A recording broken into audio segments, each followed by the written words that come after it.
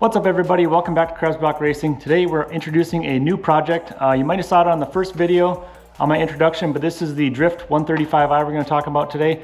I bought it about a year ago during this time, and it started the project but just didn't get it finished after the Evo Blue motor.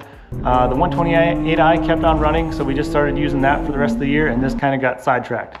So it's been sitting here for about a year, but we're finally getting back into it, getting some modifications done and getting ready for a summer drift series. Now I bought this car in Denver, Colorado. I bought it from the second owner. He didn't do any of the modifications to this car. The first owner, I was told it was a wealthier kid, did a bunch of modifications that were kind of distasteful. This car started off life as a beautiful 2009 135i M Sport with a 6-speed manual. And as you can see, you kind of cut up the car a little bit, put some questionable fenders on it. They're actually from an FRS, I believe. And there's quite a few other things that were wrong with it. Now, before I went down to get the car, I was talking to the guy who was selling it, and he told me that this is a clean car. What? Not much of a clean car if you ask me. There's a lot of problems with it. Some of the questionable mods in this car are these fender flares. They kind of fit. You can see they cut the front of them off and the back of them, but they fit somewhat decent on the car. The front ones actually don't look too bad. The rear ones are a little iffy. Falling off a little bit too. You must have installed them in the wrong spot the first time, because you can see some old screw marks where you lowered them. And the inside of the wheel is cut pretty decent under here. Not the best job at filling any of the holes. Looks like there's some kind of caulking in there or something, but a little rough in there. We'll have to fix some of that, maybe cut a little more out. And it even touches the wheel almost right here when you're putting wheels on and off. As you can see, we have a pretty good dent on the bottom of the door here, and that is from him jacking the car up, pulling the jack stand and having the door open and setting the door back down on the jack stand. I wouldn't call this a clean car just because of that right there. It did come with a carbon fiber wing, which I put on the 128i over there. So I just did a trunk swap since both cars were white. Basically any nice parts that are on this car I've been taking off and putting on the 128i. These are the 128i taillights I swapped out. This one had black lines, so I swapped them over. You can see this is a little off. This is where the gas cap would be on an FRS, I believe. So that's why this chunk is missing out here, where our gas cap is up here. So I might just paint that in with black so it's less noticeable. Under the hood we have the infamous N54 engine. A lot of people compare this to the Toyota 2JZ. It's a 3-liter inline-6 with twin turbos. Hidden over here somewhere on the side. As you can see, it's got intakes here. Not the best spot, I don't think. This is right where all the exhaust is and stuff, so it's going to be sucking hot air. We might have to change that. And the coolant reservoir usually goes here, and that's moved over to the right side. You have a hose that was probably leaking with a couple hose clamps on it to stop the leak. We have intercooler piping along with an intercooler. I believe it's a VRSF 6-inch. Back here is one of the most hilarious mods. This is the breather for the engine, and I'm told that this is vent to Roadmosphere. That's what the guy told me when I bought the car. It basically just goes underneath the car and dumps oil while on track. Pretty sweet. It did come with some AST coilovers. They have, I don't know how old they are. They're probably 10 years at least.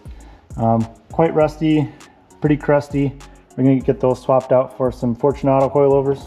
Now, I don't know what they call a clean car in Denver, but this is definitely not a good example of a clean car in my opinion. But it's going to work great for drifting. That's kind of why I bought it. It's already got enough stuff done to it that is questionable, that it doesn't matter what I do to it anymore. We can cut it up, we can do whatever we want, and it's not going to matter. This car is beyond saving to build into a nice street car or anything, so it's getting turned into a drift car.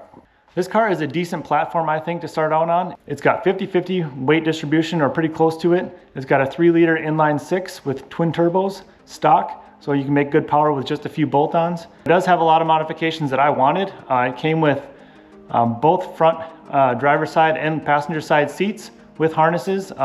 Somewhat of a roll cage, not a very nice one. Definitely not mounted to the right points, but it will work to, it'll help you out in a crash, I guess. It does have a Quaife limited slip differential, which is good and bad. It's a helical style, so it's going to get a lot of heat if you're using it for drift. I'm not sure how well it's going to hold up or how well it's going to work. We might have to swap that out. It does have bolt-ons as well too, so downpipes, intakes. It does have a tune on it too. It also came with a high pressure fuel pump and low pressure fuel pump upgrade, along with index 12 injectors. All of this stuff you need in order to make the 400 to 450 wheel horsepower you can make on a 3-liter N54 engine. The car is somewhat gutted on the inside. I didn't get any of the interior panels, but as you can see, it's the color that everybody wants. It would have been black with the red inserts and red seats. It did come with a sweet shifter. I don't know what brand this is, but it does have a reverse lockout in it, which is nice. I run into that all the time in the 128i while I autocross. It does come with carbon fiber mirrors. So the guy did do some nice mods that cost quite a bit of money, which I am happy about. It does have a vinyl wrapped roof with a carbon fiber sunroof delete panel. Let's see if we can get you guys a cold start here. This thing is pretty ridiculous on a cold start.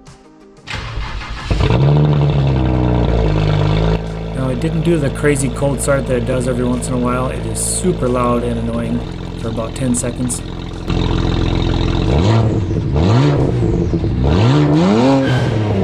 We do give it a couple revs here, and as you can see, there is black smoke coming out everywhere, which means it is rich as hell.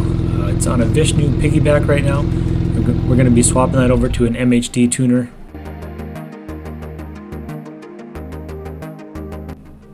The first project we're going to tackle is making room for my seating position. We need to move the seat back and down in order to make space for myself. So we cut the lower submarine bar, bent it down. That way we made room so the seat could go down and back, and then I welded it up with the ESAB welder. Not my best work, but it'll hold. And just like that, we have room for myself and a proper seating position. Now it's time for one of my least favorite jobs, which is painting a roll cage. Somebody decided to paint this purple, and it's not really my color. I'm more of a gray or black or white kind of guy.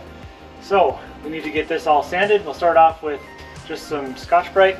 We'll sand everything up, and we'll wipe it down and paint it a different color.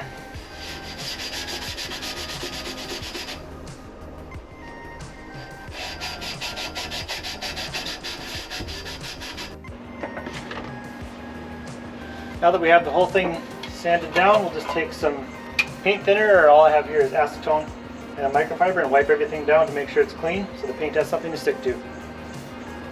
There's really no easy way to get to the back, so you just really have to get into it.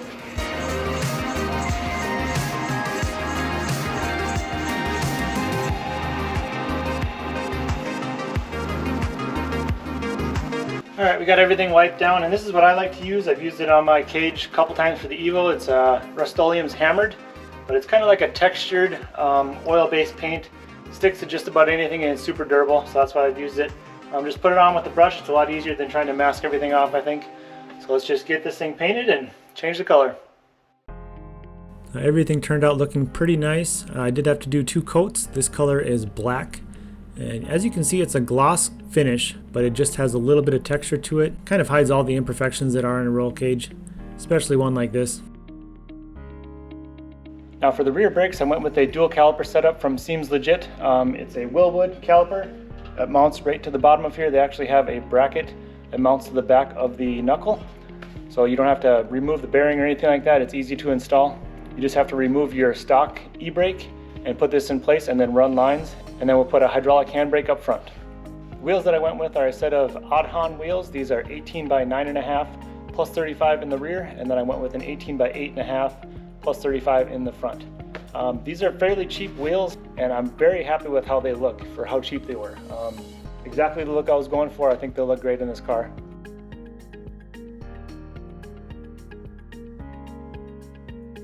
Drift kit that I'm going to go with is an FDF kit. We already have it somewhat installed. I started this project last year, like I said. Requires quite a bit of modification, actually. We had to cut part of the spindle almost in half in order to install this kit. So the stock spindle and the FDF knuckle kind of go together. They bolt together and create a knuckle all in one.